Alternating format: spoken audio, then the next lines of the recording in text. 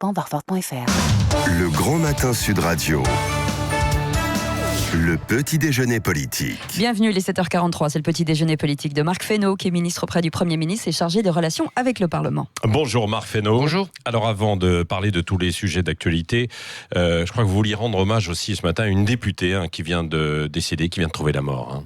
Patricia Galerno, oui, qui était députée du groupe que j'ai présidé jusqu'au mois d'octobre, qui était une combattante politique depuis des années auprès du MoDem, puis qui avait beaucoup œuvré pour l'écologie et pour défendre cette cause-là, en particulier contre Notre-Dame-des-Landes. Elle a été une combattante acharnée de cette cause-là. Oui, c'est ça, elle était élue en Loire-Atlantique dans un premier temps, avant d'être en Vendée. Avant d'être en Vendée, elle s'était installée pour sa retraite en Vendée. Oui. C'était une députée qui était à la fois toujours très souriante, mais qui, avec ce sourire, portait beaucoup de conviction. Et pour le groupe MoDem et pour l'ensemble de l'Assemblée, c'est une triste nouvelle. Elle est tombée malade en début d'année et malheureusement elle nous a quittés hier. Le fléau de beaucoup de gens au cancer. Le fléau de beaucoup de gens, absolument. Elle l'a fait avec beaucoup de discrétion, mais c'était sa nature. Elle parlait assez peu d'elle. Mais vous savez, en politique, on a souvent des compagnons comme ça de route qui vous suivent depuis des années. La politique, c'est parfois un peu rude, mais on a aussi des gens qui vous ont suivi. Elle a été de tous les combats. En 2010, elle avait été tête de liste au régional. Elle avait été candidate aussi en 2012 aux législatives et la chance avait plutôt souri en 2017, mais c'est quelqu'un dont l'engagement ne s'était jamais démenti au fil des années. Oui. La politique, vous le dites, c'est un peu rude, c'est-à-dire que plus rude que dans certains autres secteurs, il y a vraiment des coups tordus, de juger, il y a de la pression. Difficile, mais c'est il y a un engagement qui est d'abord un engagement quotidien et de tous les instants. C'est une passion aussi. On le fait. On peut pas faire de la politique sans passion. Et en même temps, les combats sont parfois injuste, on a l'impression de défendre une cause qui est juste et puis on n'y arrive pas. Et on est un peu entre le marteau et l'enclume, c'est-à-dire un président ou un Premier ministre et puis la population qui veut que ça aille plus vite. Je ne sais pas si c'est seulement entre le marteau et l'enclume, c'est pas le sujet. Je crois que la politique, c'est l'art d'essayer entre ce que l'on souhaiterait et ce que l'on peut faire, de trouver un compromis, et c'est toute la noblesse de la politique. Oui. Alors le bac 2019, certains sont au rattrapage aujourd'hui sans savoir vraiment s'il devait l'être, en raison des rétentions de notes. Il y a certains syndicats qui veulent porter plainte. Vous les encouragez aussi à ça ou pas ? Moi, je trouve que la responsabilité des syndicats, ça serait de faire en sorte que... Ça aurait été de faire en sorte que les copies soient rendues en temps et en heure. Je pense que le dysfonctionnement auquel on assiste... Il y a un double jeu de la part des syndicats. Je ne sais pas si c'est un double jeu. En tout cas, on ne peut pas à la fois avoir prôné, en tout cas pour certains d'entre eux, une forme d'irresponsabilité collective qui est celui de laisser des jeunes et des parents sans connaître... le sort qui leur sera réservé au bac. Et le bac, c'est la porte d'entrée pour l'université, où il y a des parents qui se préoccupent en cette saison, et même parfois avant, de savoir où leurs enfants vont aller, comment les loger, et comment organiser l'année scolaire qui s'annonce. Et donc, je ne suis pas sûr que l'exercice du droit de grève soit compatible dans cette mesure-là avec l'idée qu'on retienne des copies. On peut avoir des divergences avec un gouvernement, avec une majorité, on peut avoir des divergences avec une mesure. Le droit de grève est un droit fondamental, est un droit constitutionnel, mais... D'une certaine façon, retenir des copies, c'est aller à l'inverse de ce qu'est l'engagement, je crois, de la très grande majorité des enseignants, qui est celui de rendre des copies. C'est la première fois d'ailleurs que ça arrive en France. Et je pense que c'est un très mauvais signal. Il y avait eu mai 68 dans des conditions un peu différentes. Mais c'est toute une corporation qui est touchée, alors que l'immense majorité des enseignants ont fait leur travail de correction des copies. Mais je trouve que c'est pas un bon service qu'on rend à ce métier, qui est un très beau métier, qui est celui d'amener des jeunes en formation, d'amener des jeunes à leur ouvrir les portes de l'université ou de la vie professionnelle. Et Marc Fesneau, le président a parlé de prise d'otage. Certains disent qu'il n'aurait pas dû employer ce terme. La prise d'otage, ça convient dans d'autres situations. Non, mais c'est un terme générique. Tout le monde sait très bien ce que veut dire. Quand vous retenez la copie et que vous dites à des jeunes qui attendent de savoir s'ils ont l'oral, c'est une prise d'otage. Je ne vois pas quelle est l'autre terminologie que vous pouvez employer. Donc c'est un terme générique qui est souvent employé d'ailleurs dans ce genre d'exercice. On ne peut pas retenir des copies et s'attendre à ce qu'il y ait d'autres réactions que celle-là. Oui. La loi sur le recyclage et le gaspillage arrive mercredi en Conseil des ministres. La loi va bousculer les acteurs de la filière, industriels, recycleurs, maires. Vous comprenez d'ailleurs les interrogations de ces filières ? Je comprends les interrogations, puisque comme vous l'avez dit, l'idée c'est de bousculer un certain nombre de choses. Pourquoi ? Parce qu'on est un pays qui est très en retard, qui est encore en retard sur les questions de recyclage, le recyclage du plastique, le recyclage dans le bâtiment. On est en retard par rapport à certains, mais on avance par rapport à d'autres. On est en retard par rapport à un certain nombre de pays, notamment sur un certain nombre de filières. Je pense à la filière plastique, où manifestement on est en retard. Sur la filière travaux, bâtiments publics, où manifestement on est en retard. Donc il faut qu'on avance et qu'on avance d'un grand pas, parce que derrière le recyclage, c'est aussi... l'économie des moyens et des matières. Et on a besoin, dans un moment que nous vivons, qui est un moment de transition écologique, de donner des signaux assez forts. Et c'est tout le sens de la loi qui est portée par Brune Poisson. Vous avez été élu local, Marc Fesneau. Vous savez quand même que... Et vous avez l'impression que rien n'a été fait sur le plan local. Parce que moi, j'ai vu quand même beaucoup d'investissements de la part de maires, de communautés de communes. Vous n'avez pas entendu dire que rien n'avait été fait. Je dis simplement qu'il faut aller plus loin sur un certain nombre de sujets. On voit bien que sur le plastique, c'est assez insatisfaisant. L'idée n'est pas de jeter l'opprobre sur les élus locaux et les collectivités locales qui ont fait leur part de chemin. Qui disent encore, d'ailleurs, on va nous prendre de l'argent, là, du coup, parce qu'on a investi et puis on a une filière qui marche bien. Oui, j'ai lu qu'elle disait qu'il y avait une filière... Enfin, elle marche bien, non, puisque sur le plastique, on n'est pas au terme du travail qu'on doit faire. Oui. Si elle marche pas bien, il faut peut-être qu'on se donne les moyens les uns les autres d'avancer.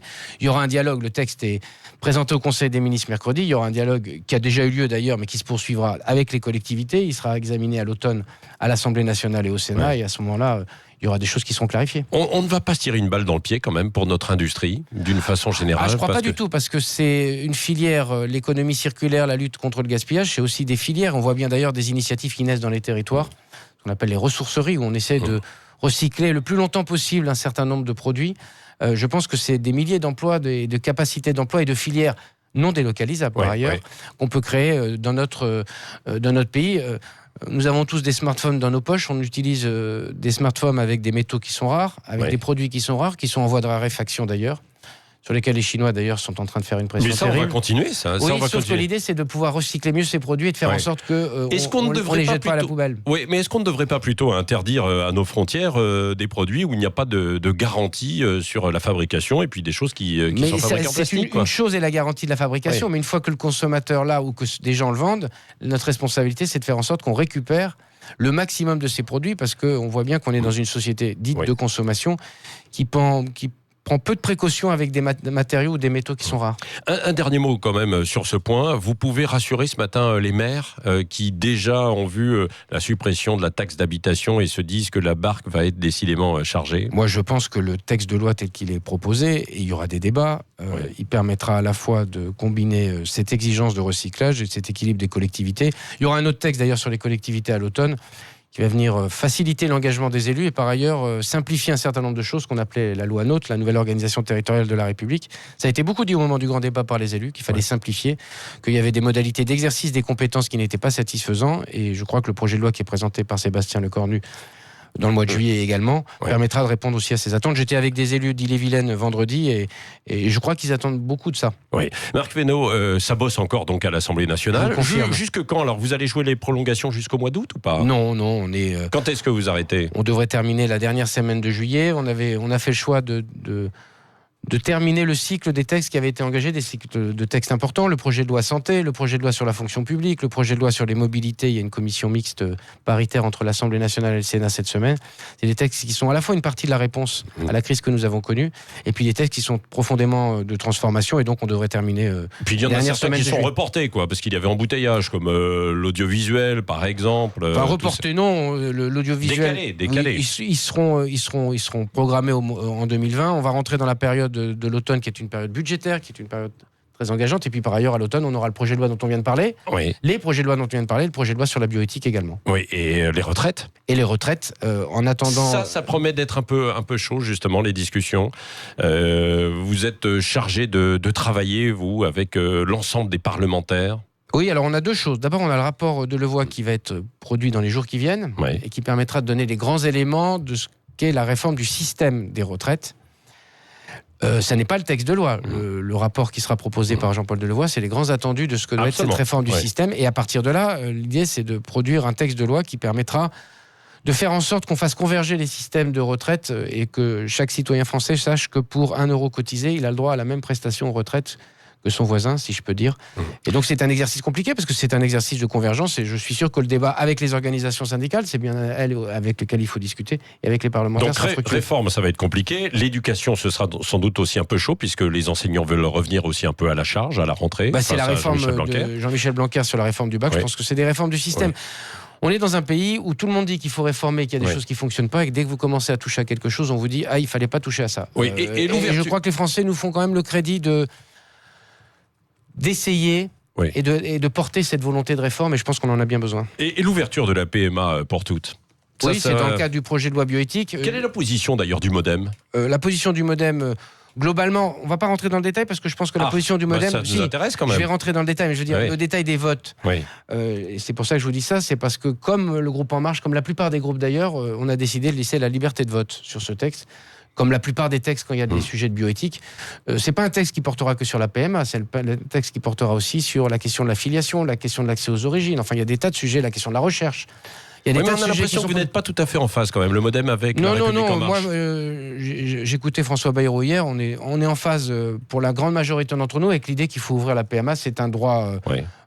qui ne prive pas les autres d'un droit. Et par ailleurs, c'est un droit qui s'exerce pour un certain nombre de gens par-dessus nos frontières, si je peux dire. Donc c'est une hypocrisie. En revanche, pas question d'aller à la GPA. Non, parce que je crois que c'est une... Même si ça se fait déjà dans certains pays. Non, mais il n'est pas question pour nous d'aller à la GPA, parce que, et c'est pas la volonté de la majorité, parce que ça porte en soi, au-delà du sujet lui-même, la question de la marchandisation du corps, et qui est un sujet qui a toujours été refusé en France. Oui, un mot, puisqu'on parle des familles politiques. Là, il y a un moment assez critique au sein de la République En Marche, c'est le choix pour la mairie de Paris. Benjamin Griveaux, Cédric Villani, vos faveurs, vous? Vous n'aura pas échappé que je ne suis pas à la République En Marche. On va laisser la commission. MoDem, mais vous êtes alliés. Oui, mais on va laisser d'abord la commission d'investiture de la République En Marche pour dire son candidat, et puis nous, après, nous rentrerons en dialogue. Est-ce qu'il n'aurait pas dû faire des primaires? Là, avec cette commission nationale d'investiture. Après tout, j'entends très bien la question qui est posée, mais si on l'a fait là, pourquoi on l'a fait pas ailleurs? Il me semble que l'exercice des primaires tel que nous l'avons vécu au moment de la présidentielle n'a pas été couronné d'un franc succès. Oui. Parce que la primaire, c'est on parle à soi-même et on parle pas aux électeurs. Oui. La primaire, simplement circonscrite aux électeurs de son propre camp, je suis pas sûr que ce soit une bonne formule. Le MoDem a toujours été assez opposé aux primaires en disant que c'était un système qui privait les électeurs en première intention du vote, et après, quand on arrive au vote, on a des surprises. Oui, il y a toujours des surprises. Il pourrait y avoir la surprise, par exemple, Édouard Philippe pour la mairie de Paris, Marc Fesneau. C'est à lui de se déterminer. Moi, je refuse de rentrer. Un bon candidat. Je refuse de rentrer là-dedans parce que c'est à Édouard Philippe de se déterminer et de dire ce dont il a envie. C'est un bon Premier ministre. Je pense qu'il a porté avec grande force au moment de la crise la parole gouvernementale, et au moment de l'acte 2, on a besoin de lui, évidemment. À propos de la mairie de Paris, vous soutenez la déclaration d'Emmanuel Macron qui dit qu'on ne devrait pas refuser le financement de Total pour les Jeux Olympiques. Il y a une forme de facilité quand on dit on a besoin de moyens financiers pour accompagner un projet comme celui des Jeux Olympiques, de se priver des moyens de Total. Ça n'empêche pas qu'on puisse avoir des exigences avec Total. Donc il faudrait il me semble discuter qu'il avec n'y a Total. pas... Qu'est-ce que c'est que cet opprobre qu'on jette sur une entreprise, par ailleurs française? C'est pas parce qu'elle est française qu'elle est vertueuse en tant que telle, mais en tout cas, c'est une entreprise dont on peut plutôt espérer qu'on essaie de l'accompagner sur la transition écologique. Et elle est tout à fait consciente que de toute façon, il faudra qu'elle change son métier. D'ailleurs, elle a commencé à changer son cœur de métier. Et donc, cette façon de dire je n'en veux pas parce que par nature, elle a des activités avec lesquelles qui ne sont pas conformes aujourd'hui avec la transition écologique, je pense que c'est une erreur. Oui. Le mot de la fin, Marc Fesneau, avec Cécile de Ménibus. Il n'y a que 16% de femmes à la tête des mairies en France. Vous évoquiez tout à l'heure la rudesse de la politique. Alors, est-ce que c'est ça, ou est-ce que c'est un phénomène historique où les femmes n'étaient pas incluses dans la vie politique depuis des années et des années? Écoutez, c'est un fait, c'est assez regrettable. Alors d'abord, il y a deux sujets. Il y a une grande partie des communes pour lesquelles il n'y a pas d'obligation de parité. C'est une question qui reviendra d'ailleurs dans le texte qui va venir à l'automne, parce que je pense que, après tout, dans les territoires ruraux... Moi, j'ai été élu en 95, il y avait 9 femmes et 6 hommes dans le conseil municipal, donc nous étions à front renversé, c'était une heureuse chose. Non, mais le problème va plus loin, c'est qu'elle ne se présente pas. Oui, alors là, je dis souvent en plaisantant, quand vous demandez à un homme s'il veut être candidat, j'en ai jamais vu qui disait non, et quand vous demandez à une femme si elle veut être candidate, elle se pose toujours des questions... qui sont saines mais qui les freinent d'une certaine façon, de est-ce que j'aurai le temps, est-ce que j'ai la capacité. Donc d'abord il y a une nécessité d'encouragement des femmes. Dans le projet de loi d'ailleurs que portera Sébastien Lecornu, il y aura la volonté d'essayer de favoriser l'engagement des femmes. Vous voulez dire quoi, que c'est de la mésestime de soi? Oui, il y a un peu de ça. Je pense que la société tout entière, elle fait porter sur les femmes parfois le sentiment qu'elles ne seraient pas capables. Et ça serait bien parfois d'ailleurs que les hommes se posent la question de la même façon, me semble-t-il. Et donc ça serait... Je pense qu'il faut encourager ça. Et puis je disais ça à des élus l'autre jour. Le choix du moment des réunions, l'heure à laquelle on pose les réunions, c'est aussi un choix qu'on fait sur salarié, pas salarié, homme ou femme. Quand vous mettez à des horaires où manifestement les uns et les autres, ou les unes et les autres ont des engagements professionnels ou personnels, vous freinez l'engagement, et donc c'est une œuvre collective que nous devons faire. À propos des femmes, Marc Fesneau, d'un mot, le Grenelle sur les violences faites aux femmes arrive simplement au mois de septembre. C'est un peu trop tard, il faudrait prendre des premières décisions. Non, mais il y a déjà des décisions qui sont prises. D'abord, c'est un drame absolu. Le Grenelle, il vise à mobiliser la société tout entière. Il y a une forme de, comment dirais-je, de regard qui est porté toujours un peu à distance, y compris de la société, sur ces questions-là, une espèce de tabou qu'on a toujours du mal à lever. Et donc c'est l'attention de tous les autres, c'est l'attention de la justice, l'attention de la police, mais l'attention de toute une société pour ne laisser passer aucun acte et que, au fond, la peur change de camp. Mais pourquoi on attend si longtemps ? Ça fait des années qu'on attend. Je pense qu'il y a des dispositifs qui sont en route. La garde des Sceaux a évoqué la question du bracelet parce que je pense que c'est une façon d'éloigner des personnes dont on sait parfois qu'elles peuvent être dangereuses, qu'elles ont commis des actes de violence. Ça doit se faire sous couvert de la justice. Vous dénonceriez, vous ? Ah oui, sans aucune difficulté. Je pense que j'ai été maire et il m'est arrivé de signaler aux gendarmes des situations où je soupçonnais, parce que je ne suis pas juge, je ne suis pas policier, des situations. Il ne faut jamais rien laisser passer. C'est comme la violence faite aux enfants, vous savez. C'est-à-dire qu'on pense qu'il se passe quelque chose, il ne faut jamais laisser passer ça parce que ça nous regarde. En fait, ça n'est pas dans l'enceinte simple du foyer familial que les choses doivent rester fermées. Il faut que ça regarde la société tout entière. Merci Marc Fesneau, ministre auprès du Premier ministre et chargé des relations avec le Parlement, était l'invité ce matin de Sud Radio. Restez avec nous, les 7h59, c'est le Grand Matin Sud Radio.